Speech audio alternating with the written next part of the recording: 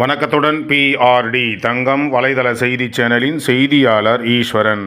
அனைத்திந்திய அண்ணா திராவிட முன்னேற்ற கழகத்தின் ராணிப்பேட்டை மேற்கு மாவட்ட கழகத்தின் சார்பாக ஆற்காடு மேற்கு ஒன்றிய செயலாளர் சாரதி என்ற ஜெயச்சந்திரன் அவருடைய சிறப்பான ஏற்பாட்டில் பூத் கமிட்டி கூட்டம் மற்றும் ஆலோசனை வழங்கும் நிகழ்ச்சி நடைபெற்றது.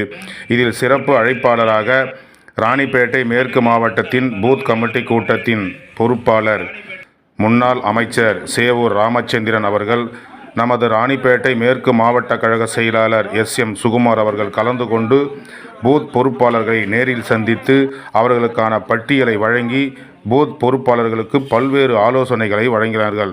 குறிப்பாக அனைத்திந்திய அண்ணா திராவிட முன்னேற்ற கழகத்தின் ஆட்சி காலத்தில் கொண்டு வரப்பட்ட திட்டங்கள், குறிப்பாக விவசாய கடன் தள்ளுபடி, அம்மா உணவகம், அம்மா மருந்தகம், இது போன்ற சாதனை படைக்கக்கூடிய திட்டங்களை அனைத்திந்திய அண்ணா திராவிட முன்னேற்ற ஆட்சி காலத்தில் கொண்டு வரப்பட்டது. அதை மக்களிடம் தெளிவாக எடுத்துச் சொல்லி வருகின்ற 2026ஆம் ஆண்டு நடைபெறவுள்ள சட்டசபை தேர்தலில் அமோக வெற்றி பெறுவதற்கான பல்வேறு ஆலோசனைகளை வழங்கினார்கள். மேலும் அவர்களோடு முன்னாள் மாவட்ட செயலாளர் சுமைதாங்கி ஏழுமலை, வாலாஜா முன்னாள் நகரமன்ற தலைவர் WS வேதகிரி மற்றும் அனைத்திந்திய அண்ணா திராவிட முன்னேற்ற கழகத்தின் பொறுப்பாளர்கள் கலந்து கொண்டு இந்த பூத் கமிட்டி அமைத்து அவர்களுக்கு ஆலோசனை வழங்கி சிறப்பித்தார்கள் என்பது சிறப்பு மிக்க சிறப்பு.